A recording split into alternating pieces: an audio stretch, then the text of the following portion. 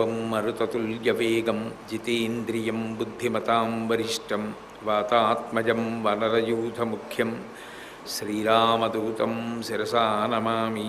ఆపదామపహర్తారం దాతారం సర్వసంపదాం లోకాభిరామం శ్రీరామం భూయో భూయో నమామ్యహం. సింధూరారుణవిగ్రహాం త్రినయనాం మాణిక్యమౌళిస్ఫురత్తారానాయకశేఖరాం స్మితముఖీం ఆపీనవక్షోరుహాం పాణిభ్యాం అళిపూర్ణరత్నచషకం రక్తోత్పలం బిభ్రతీం సౌమ్యాం రత్నఘటస్థరక్తచరణాం ధ్యాయేత్ పరామంబికాం. హరి ఓం. పరమేశ్వర స్వరూపైన సభకి నమస్కారం. భగవతి యొక్క స్వరూపంలో ప్రధానమైనటువంటి గుణం ఆమె యొక్క నిర్హేతుక కృప, అవ్యాజ కరుణామూర్తి అంటారు. అంటే ఆమె దయకు ఒక కారణం ఉండదు. ఏ కారణము లేనటువంటి దయని అపారంగా ఆవిడ వర్షిస్తూ ఉంటుంది. అసలు భగవంతుని యొక్క స్వరూపమే కారుణ్యం. ఘనమైనటువంటి కారుణ్యమే భగవంతుడు.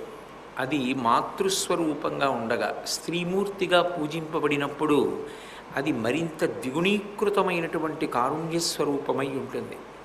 అందుకే అమ్మవారి దయకు సంబంధించి కొన్ని నామములు లలితా సహస్రనామ స్తోత్రంలో కనపడతాయి. శ్రీమాత, అసలు అమ్మ అనేటప్పటికే దయ, అమ్మ అనేటప్పటికే కారుణ్యం. శ్రీమాత, చిదగ్నికుండ సంభూత, దేవకార్య సముద్యత, ఉద్యద్భాను సహస్రాభ, చతుర్బాహు సమన్విత, రాగస్వరూప పాషాఢ్య, క్రోధాకారాంకుశోజ్వల, మనోరూపేక్షుకోదండ, పంచతన్మాత్రసాయక. ఇవి ఎలా అన్వయం అవుతాయని మీకు అనుమానం వస్తుంది. నేను మీకు అవి ఎలా అన్వయం అవుతాయి అన్న విషయాన్ని ప్రవచనాంతర్గతంగా తెలియచేస్తాను. కాబట్టి పంచతన్మాత్రసాయక, అలాగే కరుణారససాగర, దయామూర్తి, ప్రేమరూప, అవ్యాజ కరుణామూర్తి, అన్నద, వసుధ, జనని, ఇవన్నీ కూడా అమ్మవారి యొక్క విశేషమైనటువంటి కారుణ్య ప్రసరణాన్ని చెప్పేటటువంటి నామాలు. అసలు భగవంతుణ్ణి స్త్రీగా చెప్పండి, భగవంతుణ్ణి పురుషుడిగా చెప్పండి, ఏ రూపంతో చెప్పండి, అసలు భగవంతుని యందు ప్రకాశించేటటువంటి ప్రధానమైనటువంటి గుణం ఆ దయ, ఆ కారుణ్యం. అందుకే ఈశ్వరుడు చేసేటటువంటి కృత్యములు మూడుగా వర్ణింపబడతాయి: సృష్టి, స్థితి, లయ. తిరోధానము, అనుగ్రహము కాసేపు పక్కన పెట్టండి. ఈ సృష్టి, స్థితి, లయ అనబడేటటువంటి మూడు కార్యముల యందు కూడా భగవంతుని యొక్క విశేషమైనటువంటి కారుణ్యమే ఆవిష్కరింపబడుతుంది.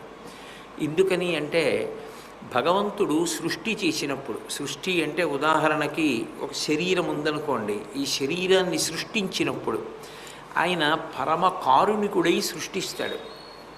ఎందుకని అంటే జీవుడికి ఒక శరీరం లేదనుకోండి, ఆయన గత జన్మలలో చేసుకున్నటువంటి పాపములను పోగొట్టుకోలేడు. పాపములు పోవాలి అంటే వాటిని దుఃఖ రూపంలో అనుభవించేయాలి. అది శారీరకమైనటువంటి క్లేశమైనా కావచ్చు, ఏదో శరీరానికి వచ్చేటటువంటి రోగముల రూపంలోనో, నిప్పి రూపంలోనో, శరీరానికి కలిగేటటువంటి ఆకలి దప్పుల రూపంలోనో అనుభవించేసి తద్వారా ఆ చేసిన పాపాన్ని పోగొట్టుకుంటాడు. అందుకని శరీరం కావాలి. శరీరం లేకపోతే చేసిన పాపాలు పోవు. దేవి భాగవతంలో వ్యాస భగవానుడు అంటాడు, కాలోహి బలవాన్ కర్త సతతం సుఖదుఃఖయో నరాణాం పరతంత్రాణం పుణ్యపాపానుయోగత అంటాడు. గత జన్మలలో చేసినటువంటి పుణ్యపాపములు ఈశ్వరుడికి తప్ప జీవుడికి తెలిసే అవకాశం ఉండదు. అందులో కొంత పాపపుణ్యములను మాత్రమే తీసి ప్రారబ్ధంగా నిర్ణయిస్తాడు, అంటే ఈ జన్మలో అనుభవించమని. అలా నిర్ణయం చేసినప్పుడు పూర్తిగా పాప ఫలితాన్ని అనుభవించవలసి వస్తే అసలు ఈ లోకంలో పుట్టరు, మర్త్యలోకంలో జన్మ ఇవ్వరు. అప్పుడు కేవలం పాప ఫలితం దుఃఖమే అనుభవించాలి అంటే తిరియక్కైపోతాడు. ఒకవేళ ఈ లోకంలో ఉన్నా తిరియక్కుగా ఉంటాడు, మనిషిగా ఉండడు. కేవలం చేసుకున్న పుణ్యానికి మాత్రమే ఫలం, అంటే స్వర్గలోకంలో దేవతగా ఉంటాడు. పాపమునకు పుణ్యమునకు కూడా ఫలం అనుభవించాలి. కాబట్టి కొంత దుఃఖం ఉంటుంది, కొంత సుఖం ఉంటుంది. రెండూ అనుభవించవలసి వస్తే అప్పుడు మనుష్య జన్మలో మర్త్యలోకంలో ఈ లోకంలోకి వస్తారు. మర్త్యలోకము అని దీన్ని ఎందుకంటారంటే ఏ శరీరంతో వచ్చాడో ఆ శరీరాన్ని తీసుకెళ్ళడానికి వీలు ఉండదు. ఆ శరీరాన్ని ఇక్కడ వదిలిపెట్టేసి జీవుడు వెళ్ళిపోవాలి. ఆ నియమం ఉంది కాబట్టి దానికి మర్త్యలోకమని పేరు. భగవంతుడికొక్కడికే జీవుడు చేసుకున్నటువంటి పాపపుణ్యములు తెలుసు. పరమేశ్వరుడికి జీవుడు పరతంత్రుడు. ఆయనని ఎదిరించి జీవించడం సాధ్యం కాదు. ఆయన ఈ పాపానికి ఫలితాన్ని దుఃఖంగా ఇస్తాడు, పుణ్యానికి ఫలితాన్ని సుఖంగా ఇస్తాడు. ఎన్ని దుఃఖాలు అనుభవించిన వాడైనా ఏదో ఒక సుఖాన్ని అనుభవించకుండా ఉండడు. కళ్యాణీ పతగాదీయం లౌకికీ ప్రతిభాతిమా ఏది జీవంతి మానందో నరం వర్ష శతాదపి అంటుంది సుందరకాండలో సీతమ్మ. 100 సంవత్సరములు జీవించినటువంటి వాడు ఏదో ఒక రోజున శుభవార్త విని సంతోషిస్తాడు. మిగిలిన కాలమంతా దుఃఖపడ్డా కూడా పూర్తిగా సుఖం అనుభవిస్తా సాధ్యం కాదు, పూర్తిగా దుఃఖం అనుభవిస్తా సాధ్యం కాదు. సుఖదుఖములు రెండూ ఉంటాయి మనుష్య జన్మలో, మర్త్యలోకంలో. ఇది ఇచ్చేటటువంటి వాడు భగవంతుడు అయినప్పుడు గత జన్మలలో చేసుకున్నటువంటి పాపాన్ని పోగొట్టుకోవాలి అంటే శరీరం కావాలి. ఈ శరీరాన్ని చిజ్జడ గ్రంథి అని పిలుస్తారు. ఇది తనంత తానుగా జడం. ఇది ప్రతిస్పందన శక్తి ఉండదు. ఇందులోంచి చిత్తు వెళ్ళిపోయిందనుకోండి, చైతన్యము వెళ్ళిపోయిందనుకోండి, దాన్ని కాలుతో తన్నండి, అగ్నిహోత్రంలో పారేయండి, మట్టిలో కప్పెట్టేయండి, కత్తితో నరికేయండి, అదేం ప్రతిస్పందించదు. చివరికి ఆ ఊపిరి ఉన్నంతసేపు నావాళ్ళని ఎవరి కోసం కొట్టుకుంటాడో వాళ్ళొచ్చి ఏడ్చినా పలకరించినా తిరిగి పలకడం. లోపల చైతన్యం ఉన్నంతసేపే ఆ స్పందన. అందుకే జడమైన శరీరమును చిత్తుతో కలుపుతాడు ఈశ్వరుడు. కలిపితే దాన్ని చిజ్జడ గ్రంథి అని పిలుస్తారు వేదాంతమునందు. ఆ చిత్తు ఎంతకాలం ఉండాలి అంటే ఊపిరులలో నిర్ణయిస్తాడు. నిర్ణయించి ఇన్ని ఊపిరులు నువ్వు తీసుకుంటావని నిర్ణయిస్తాడు. దానిని ఆయువు అని పిలుస్తారు. ఇప్పుడు ఆ ఆయువు ఉండగా ఈ శరీరంతో ఏం చేస్తాడంటే దుఃఖాన్ని అనుభవించేస్తుంటాడు. అంటే ఏవో చేసిన పాపాలు ఉంటాయి, ఆ పాపాలకి ఫలితాన్ని అనుభవించాలి. అది పోతూ ఉంటుంది. అందుకే ఏదైనా చిన్న చిన్న దుఃఖాలు వచ్చాయనుకోండి, మధుమేహం వచ్చింది, పరమ సంతోషం, వచ్చిన నష్టమే ఉంది, కాస్త ఆహారం తగ్గుతుంది, పళ్ళు నేనే తినకుండా నలుగురికి పెట్టుకునే అవకాశం ఉంటుంది, మంచిది. ఒక్కొక్క రోగం వస్తుంది, ఆ రోగం రూపంలో ఈశ్వరుడు తీసేస్తాడు, కష్టం రూపంలో తీసేస్తాడు. చేసుకున్న పుణ్యానికి ఫలితం సుఖం రూపంలో ఇస్తాడు. ఈ సుఖ దుఃఖాలు దేంతో అనుభవించాలి? శరీరం కావాలి, అందుకు శరీరం ఇస్తాడు. 2, ఇది లేదనుకోండి మళ్ళీ పుణ్యం ఎలా చేస్తారు?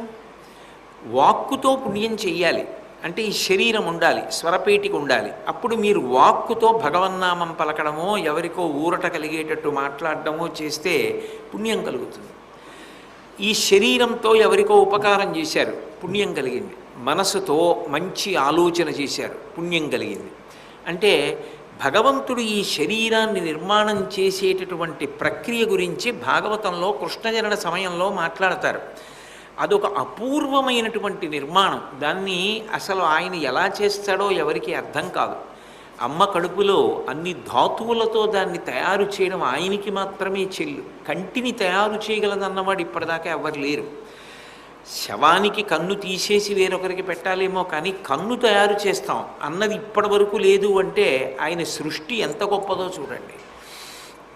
అందులో అంటారు, ఒక్క ప్రకృతి అనబడేటటువంటి పాదుకి ఆయన సుఖము దుఃఖము అనేటటువంటి 2 పళ్ళు అనుభవించడం కోసం సత్వము రజస్సు తమస్సు అనబడేటటువంటి 3 గుణములతో ధర్మము అర్థము కామము మోక్షము అనబడేటటువంటి చతుర్విధ పురుషార్థములను సాధించుకోవడం కోసం శబ్ద స్పర్శ రస రూప గంధములనబడేటటువంటి 5 తన్మాత్రలతో కామ క్రోధ లోభ మద మోహ మాత్సర్యములనబడేటటువంటి 6 ఊర్ముల చేత అరిషడ్వర్గము లోపల ప్రవేశించి ఉండగా సాధించుకుని గెలవవలసినటువంటి సాధనా బలాన్ని జీవుడు గురువు అనుగ్రహం చేత శాస్త్రం చదువుకుని సాధించుకోవలసినటువంటి అవసరం ఏర్పడి ఉండగా చర్మము రక్తము మాంసము కొవ్వు అస్థి శుక్ల మేధ అనబడేటటువంటి 7 పొరల చేత కప్పి దానిలోకి మళ్ళీ 8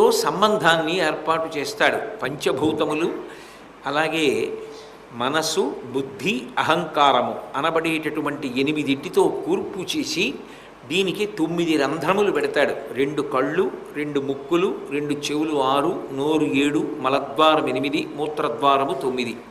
9 రంధ్రములు కలిగినటువంటి తోలుతిత్తిలో ప్రాణ, అపాన, వ్యాన, ఉదాన, సమాన, నాగ, కూర్మ, కృకర, ధనంజయ, దేవదత్తములనబడేటటువంటి 10 వాయువులను కుంభించి తన శాసనం అయ్యే వరకు ఒక్క వాయువు కూడా బయటికి వెళ్లకుండా నియంత్రించి నిలబెట్టగలిగినటువంటి సమర్థత కలిగిన నిర్మాణ దక్షుడు ఎవరో ఆయన సృష్టికర్త. ఆయన ఈ శరీరాన్ని ఎంత గొప్పగా నిర్మాణం చేసి ఇస్తున్నాడు మనకి. మనం ఏం చేశామని ఇస్తున్నాడు? మనుష్య శరీరం పొందాలి అంటే జీవుడు ఎంత పరివేదన పొందుతాడో, ఎన్ని కోట్ల జన్మలు కష్టపడతాడో చదివితే ఇంత కష్టపడితే వచ్చిందా ఈ శరీరం అని గగుర్పాటు కలుగుతుంది. జంతువునాం నరజన్మ దుర్లభం అంటారు వివేక చూడమని ప్రారంభంలోనే శంకరాచార్యుల వారు. అసలు అన్ని శరీరములలో నరుడి యొక్క శరీరాన్ని పొందడమే అంత గొప్ప. ఆయన ఎందుకు సృష్టిస్తున్నాడు? చేసిన పాపాలు పోగొట్టుకో, దుఃఖంలో అనుభవించి, ఇప్పటికైనా గురుపాద సమాశ్రయణం చెయ్యి, శాస్త్రాన్ని పట్టుకో, మంచి పనులు చెయ్యి, కురుపుణ్య మహోరాత్రం, మంచి పనులు చేసుకో, మంచి మాటలు మాట్లాడు, మంచి ఆలోచనలు చెయ్యి, దాని చేత పుణ్యాన్ని చేసుకో. ఆ పుణ్యానికి ఫలితం అడగకుండా ఉంటే చిత్తశుద్ధి అవుతుంది. చిత్తశుద్ధిని పాత్రతగా చేసి జ్ఞానమిస్తే జ్ఞానాద్దేవత కైవల్యం. ఆ జ్ఞానము వలన ఇక పుట్టవలసిన అవసరం లేని పునరావృత్తి రహిత శాశ్వత శివసాయుజ్య స్థితిని పొందగలుగుతావని దానికి ఉపకరణంగా ఈ శరీరాన్ని చేసి ఇస్తున్నాడు ఆయన. అయినప్పుడు ఈ శరీరాన్ని సృష్టించి ఇవ్వడమే ఆ సృష్టికర్తగా ఆయన చేస్తున్నటువంటి గొప్ప ఉపకారం. అందులో ఎంత దయ ఉంది జీవుడు తరించాలని. స్థితికర్త ఆయన ఒక శరీరాన్ని తయారు చేసి విశ్వంలోకి పంపడానికి ముందే ఆ ప్రాణికి అన్నాన్ని సిద్ధం చేస్తాడు. అన్నదా అన్న మాటకు అర్థం అది. ఎందుకనంటే మహాభారతం ఆరణ్య పర్వంలో తనతో వచ్చినటువంటి కొన్ని వేల మంది బ్రాహ్మణులకు అన్నం పెట్టవలసి వచ్చింది ధర్మరాజు గారు. నేనే అరణ్యవాసానికి వచ్చాను, నాకే అన్నం లేదు, ఇంతమంది బ్రాహ్మణులకు అన్నం ఎలా పెట్టను అని చెప్పి తన పురోహితుడైన ధౌమ్యుడి దగ్గర బాధపడితే ధౌమ్యుడు ఒక్క మాట చెప్పాడు, అన్నప్రదాత ఆదిత్యుడు. లోకంలో అనేక రకములైన ప్రాణులు ఉన్నాయి. అందులో ప్రధానంగా అన్నం దగ్గరికి అంటే ఆహారం దగ్గరకు వచ్చేటప్పటికి 3గా విభాగం అవుతాయి. అందులో 1 శాకాహారి, 2 మాంసాహారి, 3వది శాకాహార మాంసాహారములు రెండింటినీ తీసుకునేది. 3 రకాల ప్రాణులు ఉన్నాయి. ఈ 3 రకాల ప్రాణులను కాపాడడం కోసం ఆదిత్యుడి రూపంలో భగవతి ఏం చేసింది అంటే మొట్టమొదట శాకాహారాన్ని సృష్టించింది. అనేకమైన చెట్లు, ఆకులు, కాయలు, పళ్ళు, బెరళ్ళు ఇన్ని సృష్టించింది. అప్పుడు ఇవన్నీ తిని శాకాహారము తినేటటువంటి ప్రాణులు పెరిగాయి. అప్పుడు మాంసాహారులు ఈ శాకాహారం తిని పెరిగే ప్రాణుల మాంసం తిని అవి పెరిగాయి. శాకాహార మాంసాహారములు రెండూ తినే ప్రాణులకు 2 సరిపోయాయి. ఏ ఒక్క ప్రాణి బయటికి వచ్చేటప్పటికీ అది బ్రతకడానికి అన్నం లేదు అన్న మాట లేకుండా ఎక్కడ నుంచి వచ్చిందో అక్కడే పుట్టగానే అన్నం దొరికేటట్టు చెయ్యడం ఆ భగవతి యొక్క గొప్పతనం. అదొక కుక్క కానివ్వండి, దానికి ఎవరు చెప్తారో తెలియదు. ఎవ్వరూ నివాసం లేకుండా ఏ తీర్థయాత్రకో వెళ్ళిపోయినటువంటి ఇంట్లో ఏ మెట్ల కిందకో వెళ్ళి ఎవ్వరూ కూడా చూడరు, ఆ పిల్లలకి హాని జరగదు అన్న ప్రదేశం ఎంచుకుని అటువంటి ప్రదేశంలో పిల్లల్ని పెడుతుంది. ఈ మధ్యనే పక్క స్థలం బాగు చేస్తుంటే ఒక పందికొక్కు పెట్టినటువంటి పెద్ద కన్నం ఉంది, సొరంగంలాగా. ఆ కన్నం లోపలికి వెళ్ళి అక్కడ క్షేమంగా పిల్లల్ని దాచింది ఒక కుక్క. ఆ ప్రాంగణం బాగు చేస్తుంటే కుక్క బయటికి వచ్చేసింది. ఆ చిన్న చిన్న పిల్లల్ని తీయడానికి కాళ్ళు చేతులు జాపి లాగవలసి వచ్చింది మన దాంట్లో కార్యకర్తలు. అంత క్షేమంగా పెడుతుంది. తను తిననివ్వండి, తినకపోనివ్వండి, తనకి పిల్లలు పుట్టాయనేటప్పటికీ వాటికి పాలిస్తుంది. ఎవరు చెప్పారు పాలిమ్మని? నువ్వు తినడం కోసం వెళ్లకుండా ఇమ్మని ఎవరు చెప్తారు? నేను అప్పుడప్పుడు ఇలాంటివి జరిగినప్పుడు పక్కిళ్లలో బాగా పరిశీలించి పొంగిపోతుంటా ఇంకింతకన్నా లలితా సహస్రం ఎక్కడ కనపడుతుంది అని. ఎందుకంటే మా పక్కిళ్ళు ఖాళీగా ఉన్నప్పుడు అందులో కుక్క ఈయన పిల్లలు పెట్టినప్పుడు నాకు అదే పని చాలా కాలం. అవన్నీ చూస్తుండేవాడిని. ఎందుకని అంటే ఎందుకు చూస్తావు అంటే అది ఆ భగవతి విన్యాసం. అంత ఆకలితో ఉన్న కుక్క దూరంగా వెళ్ళదు. అది విచిత్రం. తను దూరంగా వెడితే తన పిల్లలు ఎవరో తీసుకుపోతారు. అవి తెలిసి తెలియక కుయ్యి కుయ్యి కుయ్యి కుయ్యి అంటూ అమ్మ వెంట వెళ్ళిపోతూ ఉంటాయి. అమ్మ ఎక్కడికో వెడితే బయటకు వచ్చేస్తాయి. బయటికి వచ్చేస్తే ఏ బండో తొక్కేస్తుందని వెళ్ళదు దూరంగా. వెళ్ళకుండా అక్కడక్కడ ఏదైనా దొరికితే తింటుంది. అంత ఆకలితో కూడా తిన్న కొద్ది పదార్థంతో పాలు చేసి పిల్లలకి ఇస్తుంటుంది. అసలు ఏమి ప్రేమ వాటికి ఎవరు చెప్పారు? అన్నదా పుట్టిన ప్రతి ప్రాణికి ముందు ప్రాణి కన్నా అన్నం సిద్ధంగా ఉంచి ప్రాణిని పంపిస్తుంది. ఏమి కారుణ్యం ఆ తల్లిది! స్థితికర్త. ఆమె స్థితికర్త అయి రక్షణ చేసి కాపాడుతోంది, శక్తినిస్తోంది, తేజస్సును నింపుతోంది శరీరంలోకి. అందుకే ఆమెయే స్థితికర్త. అందుకే గోప్త్రి గోవిందరూపిణి. ఆమెయే లయకర్త. లయకర్త అంటే స్వల్పకాలిక నిద్రని లయం అంటారు. పగటి పూట ఎన్నో పనులు చేసి చేసి చేసి చేసి బడలిపోతాడు. కర్మేంద్రియాలు బడలిపోతాయి, జ్ఞానేంద్రియాలు బడలిపోతాయి. ఎవరు రూపాయి పావలా కట్టాం? వెళ్ళి పడుకుంటే చాలు నిద్ర వచ్చేస్తుంది. ఆ నిద్రలో మనకి కలిగిన బడలికనంతటినీ తీసేస్తాడు. తీసేసి అమ్మవారు మళ్ళీ ఉత్సాహాన్ని శక్తిని నింపుతుంది. తెల్లవారేటప్పటికీ ఎంతో సంతోషంగా నిద్ర లేచి బడలికంతా పోయిందని మళ్ళీ పనుల్లోకి పెడతాడు. అలాగే ఆత్యంతిక ప్రళయము అంటారు. చేసిన మంచి కర్మలను ఆధారం చేసుకొని జ్ఞానమిస్తాడు. ఆ జ్ఞానమిచ్చి మోక్షమిస్తే ఆత్యంతిక ప్రళయం అంటారు. ఎన్ని కోట్ల జన్మలెత్తినా భగవంతుణ్ణి పొందలేకపోతే నల్లపూసల మధ్యలోకి మైనపు ముద్దొచ్చి పడిపోయి తనకే పూసల్ని అంటించుకున్నట్టు భగవతియే మహా ప్రళయసాక్షిణి అయి శంకరుడి చేత జీవులందరినీ పొందేటట్టు చేసి కొంత విరామం ఇచ్చి, ఈ యుగంలో మీరు పొందలేకపోతున్నారు, 4 పాదాలతో ధర్మం నడుస్తుంది కాబట్టి కృతయుగంలో పుట్టి తరించండి అని మళ్ళీ కృతయుగంలో పుట్టేటట్టు చేస్తుంది. ఎంత దయ కలిగిన తల్లి! ఎన్నేళ్ళు వచ్చేసిన శరీరానికి కనీసం కాలం కూడా తెలియదు. ఒకప్పుడు ఏ తేదీ వచ్చింది కానీ అందులో ఆ కాలమునందు చెయ్యవలసినటువంటి పనులకు కానీ అసలు ఇక శరీరం ఏమీ సహకరించదు. అప్పుడు ఉన్నదా అంటే శరీరం ఉన్నది. ఆ శరీరము దేనికి ఉపయోగపడుతోంది జీవుడికి అంటే ప్రారబ్ధాన్ని అనుభవించేస్తోంది అంతే. అంటే తింటోంది. లోపల ఏదో బాధ ఉన్నా చెప్పడం కూడా స్ఫురణ ఉండదు. పసిపిల్లలాగా అయిపోతుంది. అయిపోయి అది మళ్ళీ చెప్దాం అనుకునేటప్పటికీ స్ఫురణలోంచిపోతుంది. పోయి అది చెప్పడం కూడా జ్ఞాపకంలో ఉండదు. ఆఖరికి పసిపిల్లలు ఎలా అయిపోతారో అలా అయిపోయి తన మలమూత్రములను కూడా తాను వెళ్ళి విసర్జించలేని స్థితికి వచ్చేస్తాడు. ఏదో చెరుపు మరుపు. అప్పుడు ఏది జ్ఞాపకం ఉందని ఏ ఉత్తమ కర్మలు చేస్తావు ఆ శరీరంతో? దేనికి పనికి వస్తుంది అది? అప్పుడు ఈశ్వరుడు అంటాడు, ఇక దీన్ని అంటి పెట్టుకుని ఏం చేస్తావు? ఈ ఉపకరణం బడలిపోయింది. దీన్ని వాడుకోవలసిన సమయంలో నువ్వు అంత బాగా వాడుకోలేదు. ఇక ఇది బడలిపోయిన తర్వాత దీంట్లో ఇంకా కూర్చుని ఏం చేస్తావు? పాడుపడిపోయిన గూటిలో ఉన్నట్టు.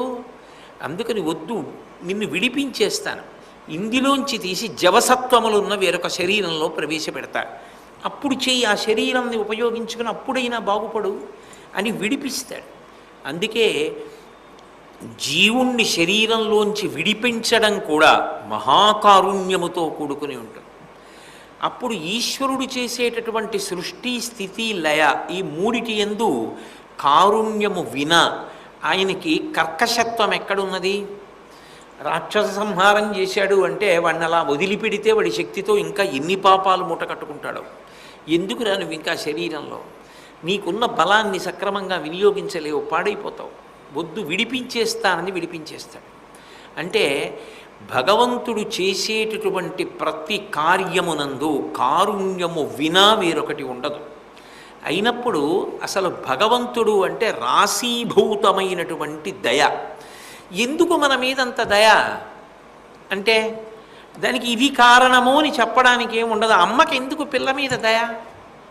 నిజానికి పిల్ల అమ్మ కడుపులో ఉండగా అమ్మ సంతోషాన్ని పొందింది, ఎంత కష్టాన్ని అనుభవించింది. అడుగు తీసి అడుగు వేయడానికి ఉండదు, తినకూడని ఎన్నో మానేయాలి, పునర్జన్మ లాంటి జీవితం. ఎంత కష్టపడుతుందో. ఇంత కష్టపడి పుట్టిన పసిబిడ్డని అంత జాగ్రత్తగా సాకి, అంత ఓర్పుతో తల పగిలిపోతున్న, తలనొప్పిగా ఉన్న పిల్లల అల్లరి భరించి వాళ్ళని పెంచి పెద్ద చేసి కావలసినవి పెట్టి విద్యాబుద్ధులు నేర్పి గౌరవం నేర్పి ఇన్ని చెయ్యడంలో అమ్మ ఎంత ఓర్పు చూపిస్తోంది. అయినప్పుడు సామాన్యమైనటువంటి ఒక తల్లికే అంత ఓర్పు ఉంటే, ఆ అమ్మ ప్రేమకు ఒక కారణం లేకపోతే నా బిడ్డ అన్న భావన తప్ప కారణం ఇంకేం లేదు అమ్మకి బిడ్డ విషయంలో. నా బిడ్డ అంతే, దానికోసం ఎంత త్యాగం చేసేయడానికైనా సిద్ధంగా ఉంటుంది. అయినప్పుడు అమ్మకి అంత కారుణ్యం ఉంటే దానికి వ్యాజమేమీ కారణము లేదు. అందుకే భగవంతుని యొక్క దయకు కూడా కారణం ఉండదు. కారణము లేని దయ ఈశ్వరుడు. అప్పుడు ఆయన మ్రోల నిలబడినప్పుడు ఎంత సంతోషం, ఎంత కృతజ్ఞత ఆవిష్కృతము కావాలి మనలోంచి. అందుకని అవ్యాజ కరుణామూర్తి. అమ్మా, నువ్వు అంత హద్దులేని ప్రేమ కలిగిన దానివి. అందుకే లలితా సహస్రనామ స్తోత్రాన్ని రహస్యనామం అనడానికి కారణం ఏమిటంటే, అవి చదువుతున్నప్పుడు పరవశం కలుగుతుంది. అవి చదివేటప్పుడు కలిగిన పరవశం చేత కానీ పరాకు చేత కానీ, ఈ రెండిటిలో ఏది జరిగినా ఉచ్చారణ యందు దోషములు వస్తే అవి చెప్పవలసిన రీతిలో చెప్పని దోషం వస్తుంది. కాబట్టి ఒక్క లలితా సహస్రనామ స్తోత్రం చదివితే మాత్రం శివశక్త్యైక్యరూపిణీ లలితాంబిక ఏవం శ్రీ లలితాదేవ్యా నామ్నాం సహస్రకం జగుహు అని వదిలిపెట్టారు. మౌనంగా లోపల 11కి తక్కువ కాకుండా ఉమానామని చెప్పాలి. ఉమా ఉమా ఉమా ఉమా ఉమా ఉమా అని 11 మాటలు అనాలి. ఎందుకని అంటే ఆ స్తోత్రం అంత శక్తివంతము. అందులో అన్ని గొప్ప విషయాలు మీరు ఏరగలిగితే అన్ని మాలలు ఉన్నాయి. వాటిలో మీరు రమించడంలో దోషం వస్తే ఉచ్చారణ యందు దోషం వస్తుంది.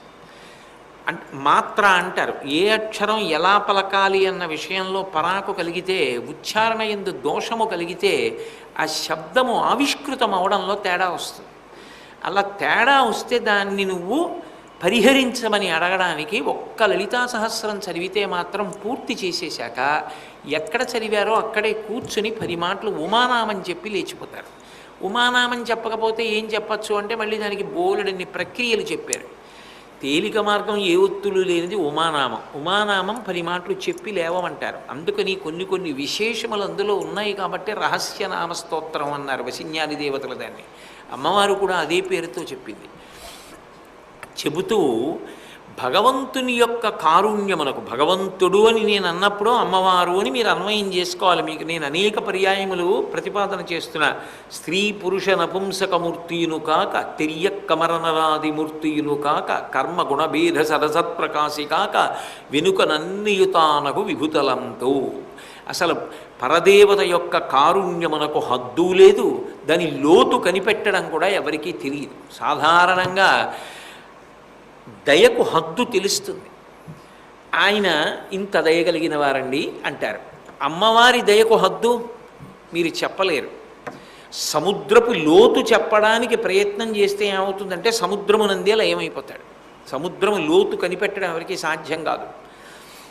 అందున అదో ఉప్పు బొమ్మ అనుకోండి, నేను సముద్రం లోతు కనుక్కొస్తానని బయలుదేరింది అనుకోండి, అది రాదు, అది సముద్రంలో కరిగిపోతుంది. భగవంతుని యొక్క దయను తెలుసుకునే ప్రయత్నం నువ్వు చేస్తే భగవంతుని ఎందుకు కరిగిపోయి ఐక్యమైపోతావు. అదే ప్రేమ రూప. ప్రేమ రూప అన్న మాటకు అర్థం ఏంటంటే ప్రేమ కామము రెండు వేరు వేరు. కామము గట్టిపడిపోయేటట్టు చేస్తుంది. కామమునకున్న లక్షణం ఏమిటంటే అది నాకు దక్కాలన్న కోరిక ఉంటుంది, దానిని నేను అనుభవించాలి అని ఒక కోరిక ఉంటుంది. ఆ కోరిక తీరకపోయిన కొద్దీ ఎవరు అడ్డొస్తున్నారు అలా తీరకపోవడానికి అన్న విషయంలో కోపము అవతల వైపుకి పెరుగుతుంది. అది తీరకపోతే ఘనీభవిస్తుంది, మనసు గడ్డకట్టి రాయిలా వజ్రంలా అవుతుంది. ప్రేమలో ఏమవుతుందంటే ఏ ప్రతిఫలాన్ని కోరకుండా కరిగిపోతుంది. ప్రేమ కరిగిపోయేటట్టు చేస్తుంది, కామము గట్టిపడిపోయేటట్టు చేస్తుంది, రాతిలే అయిపోతుంది కామంలో. ప్రేమలో కరిగించేసే స్వభావం ఉంటుంది. అమ్మవారు ప్రేమ రూప, అందుకే ఆవిడ కారుణ రససాగర. ఆ కారుణ్యాన్ని మీరు విశ్లేషించే ప్రయత్నం చేశారనుకోండి, ఆవిడ కారుణ్యం గురించి మీరు ఆలోచన మొదలుపెట్టారనుకోండి, ఒక్కొక్క నామం అన్వయమయ్యే తీరు గురించి మీరు ఆలోచిస్తున్నారనుకోండి, మీకు తెలియకుండా మీరు ఏమైపోతారంటే ఆమె యందు లయమైపోతారు, ఐక్యమైపోతారు. అది ఆ నామములకు ఉన్నటువంటి గొప్పతనం. మంగళాశాసనపరై పదాచార్య పురోగమై సర్వైశ్చ పూర్వైరాచార్యై సత్కృతాయాస్తు మంగళం. మంగళం కోసలేంద్రాయ మహనీయ గుణాత్మనే చక్రవర్తి తనూజాయ సర్వభౌమాయ మంగళం. ఉమాకాంతాయ కాంతాయ కామితార్థప్రదాయినే శ్రీగిరీశాయ దేవాయ మలినాథాయ మంగళం. సర్వం శ్రీ ఉమామహేశ్వర పరబ్రహ్మార్పణమస్తు. స్వస్తి.